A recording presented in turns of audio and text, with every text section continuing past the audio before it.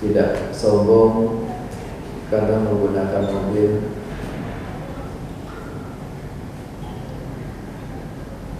Jadi yang pertama tawadhu.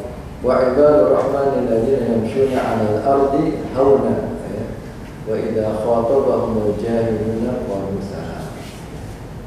Demikian juga ketika berdialog, berinteraksi dengan orang-orang yang jahil, qalu salam. Kita harus bisa berinteraksi dengan masyarakat banyak dengan penuh kebaikan, salam, tidak menghiraukan apa yang mereka katakan kepada kita, keburukan atau caci maki atau tuduhan-tuduhan yang tidak mengenakan, tetapi kita tetap salam, tidak kita ambil peduli, karena itu tabiat masyarakat awam yang belum mengerti gitu ya, dengan berbagai macam tuduhan-tuduhan dan seterusnya. Kita tetap berjalan menghadapi mereka dengan penuh salam, berinteraksi dengan mereka dengan penuh kebaikan.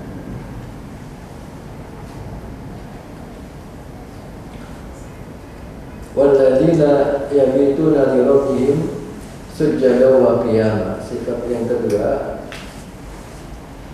senantiasa ibadah, wabil khusus tahajud, yang qiyamul lail. Itu yabituna li rabbihim sujada wa qiyama. Jadi kira-kira program mabit kita masih tetap berjalan bagaimana nih?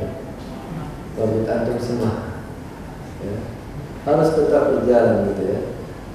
Yabituna li rabbihim, mabitnya untuk Allah Subhanahu wa ta'ala gitu ya, bukan untuk keluarga, bukan untuk mabitnya bukan untuk tidur, tapi yabituna li rabbihim sujada wa qiyam. Ini tradisi yang harus kita terus tingkatkan ya. Program mabit yabituna li rabbihim.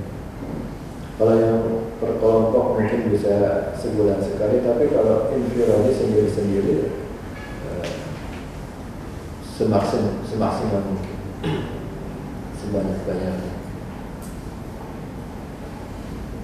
Walladzina yabituna li rabbihim sujada wa qiyam. Artinya mabitnya diisi dengan sujud dan qiyam.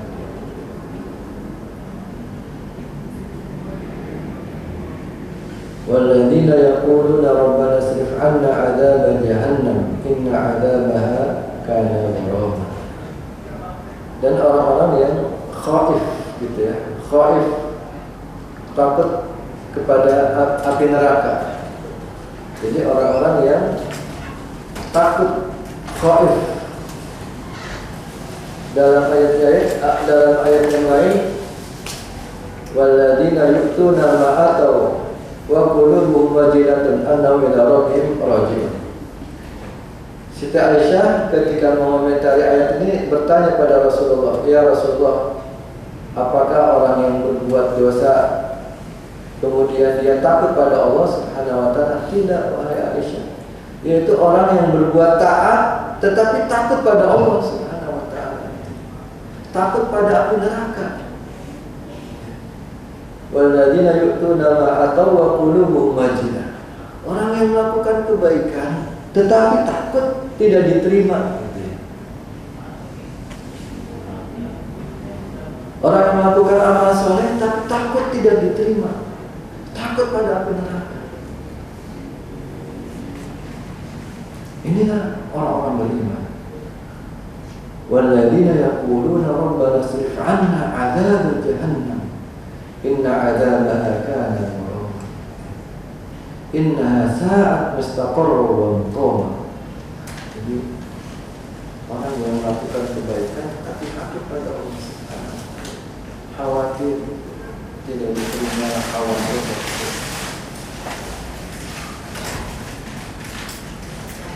tidak merasa paling benar, tidak merasa lebih, tidak merasa paling banyak ibadahnya.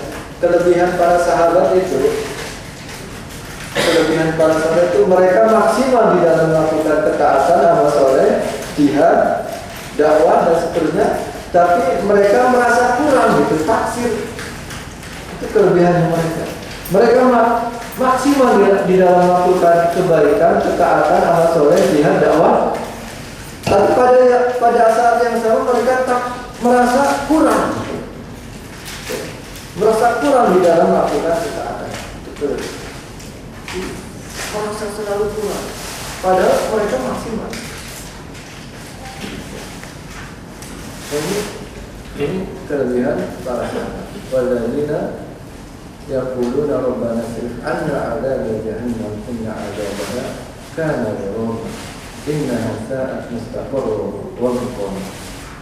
Mereka memohon kepada Allah Subhanahu wa taala untuk dijauhkan dari api neraka.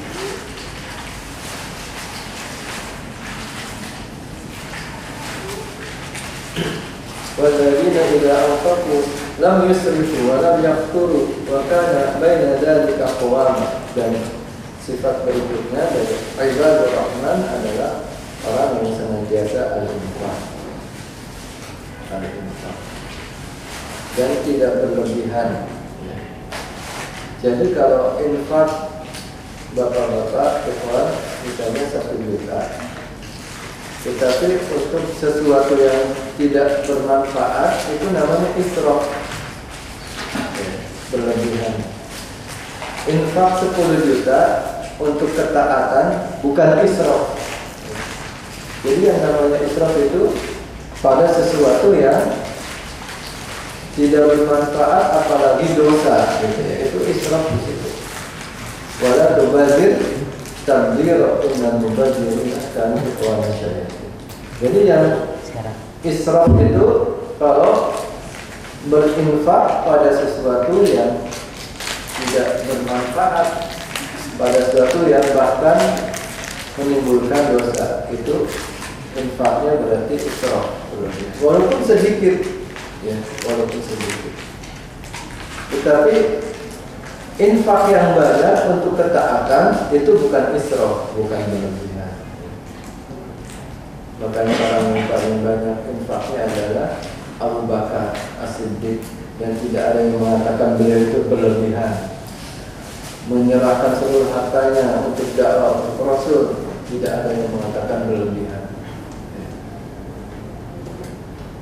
Umar Ibn Khattab setengahnya, tidak ada orang yang mengatakan berlebihan. Yang berlebihan itu ketika infak di jalan yang tidak benar, itu berlebihan.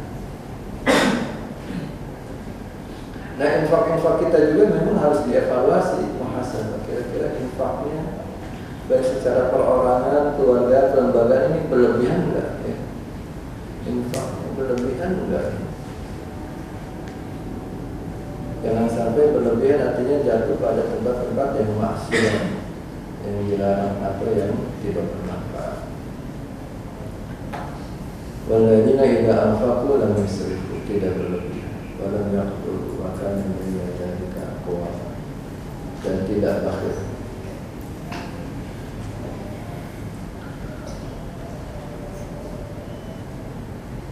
والذين لا يدعون مع الله إلها آخر ولا يقتلون النفس التي حرم الله إلا بالحق ولا يزنون ومن يفعل ذلك يلقى أثاما.